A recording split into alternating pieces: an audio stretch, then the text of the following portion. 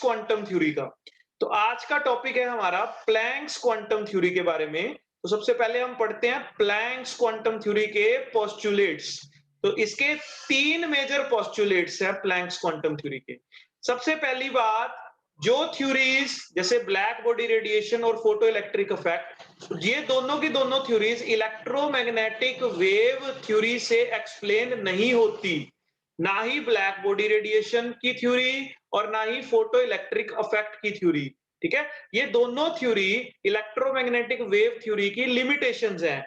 तो इनको एक्सप्लेन किसने किया? प्लैंक्स क्वांटम थ्योरी इसको एक्सप्लेन कर देती है।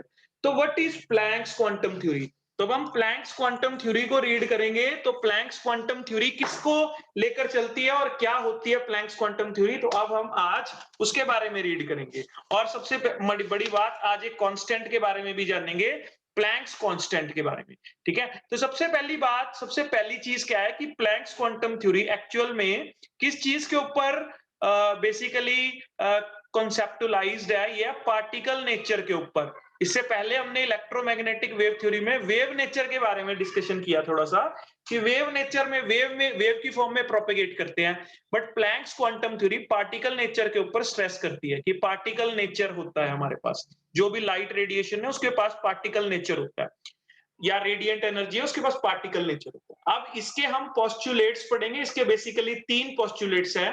तो सबसे पहले हम पढ़ेंगे फर्स्ट पोस्टुलेट।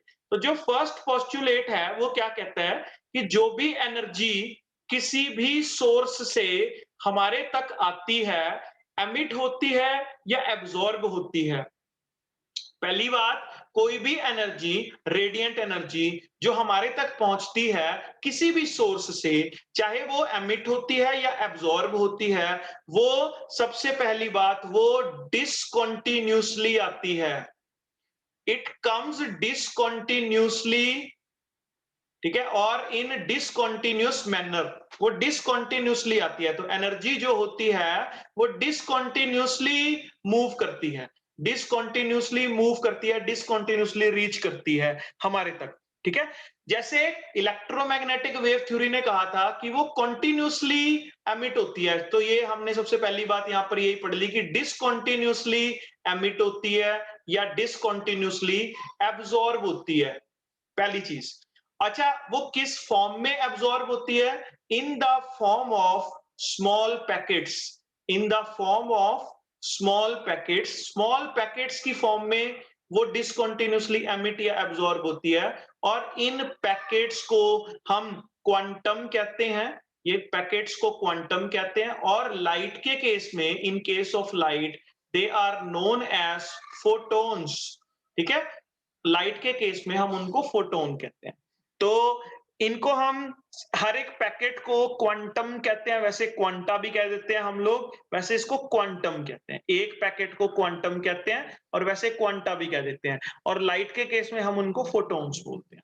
ठीक है, तो पहला पॉइंट ये है प्लैंक्स क्वांटम थ्योरी का कि जो भी एनर्जी एमिट हो रही है किसी भी सोर्स से या एब्जॉर्ब हो रही है, वो डिसकंटिन्यूअसली एमिट या एब्जॉर्ब हो रही है in the form of small packets, जिनको क्वांटम कहा जाता है। लाइट के केस में हम उनको फोटोन्स कहते हैं। सेकंड पॉइंट या सेकंड पोस्टुलेट क्या है कि जो भी एनर्जी एमिट या एब्जॉर्ब हो रही है किसी भी सोर्स से, वो डायरेक्टली प्रोपोर्शनल है फ्रीक्वेंसी के। ठीक है, वो directly proportional frequency of light के है, frequency of the radiant energy के डायरेक्टली प्रोपोर्शनल है, फ्रीक्वेंसी ऑफ रेडिएशन के डायरेक्टली प्रोपोर्शनल है, हम ये कह सकते हैं। ठीक है, तो जो भी एनर्जी एमिट हो रही है या एब्जॉर्ब हो रही है वो डायरेक्टली प्रोपोर्शनल है फ्रीक्वेंसी के। अब हम फ्रीक्वेंसी के डायरेक्टली प्रोपोर्शनल का जब हम इसको डायरेक्टली प्रोपोर्शनल साइन को हटाते हैं तो इसकी जगह एक कांस्टेंट आ जाता है जिसको हम एच से डिनोट करते हैं, एच न्यू। तो यहां पर एच जो है वो उसका नाम ही प्लैंक्स कांस्टेंट है बेसिकली।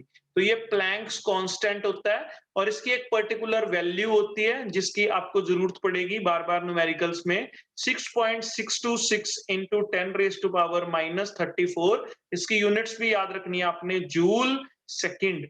तो जूल सेकंड इसकी यूनिट है और -34, 10⁻⁻34। थर्ड पॉइंट हमारे पास है, जो भी ये क्वांटा है या टोटल अमाउंट ऑफ एनर्जी, मैं कह देता हूं कि टोटल अमाउंट ऑफ एनर्जी जो है टोटल अमाउंट ऑफ एनर्जी है वो एमिट हो रही है, या फिर मैं कहता हूं कि वो एब्जॉर्ब हो रही है बाय एनी बॉडी, ठीक है, by any body, by any body is whole number multiple of, is whole number multiple of, is whole number multiple of h nu. तो E is equal to always n h nu, n h nu होगा।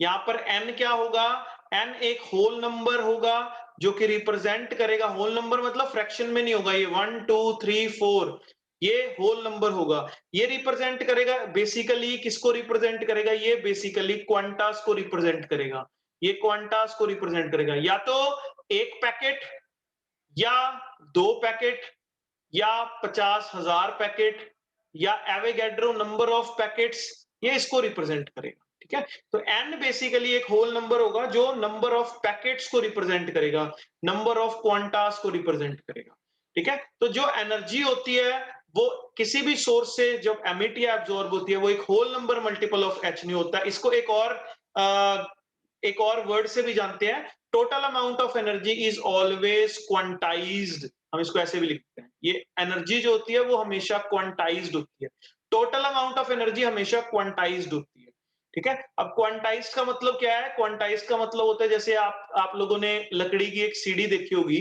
तो लकड़ी की सीढ़ी के अंदर एक step है, एक स्टेप पे पैर रखते हैं, उसके बाद सीधा दूसरे स्टेप पे पैर रखते हैं।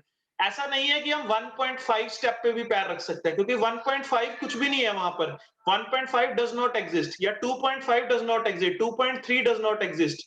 तो या तो 1 होगा या 2 होगा या 3 होगा या 4 होगा या 5 होगा। सिमिलरली इस केस में भी क्या होगा, energy is equal to N H nu, ये क्वांटाइज्ड है, या तो 1 पैकेट होगा या 2 पैकेट होगा या 3 पैकेट होगा या 4 या 5 या 6। ऐसा नहीं है कि 1.5 पैकेट होगा, ये नहीं है। तो ये 3 पॉइंट्स थे प्लैंक्स क्वांटम थ्योरी के।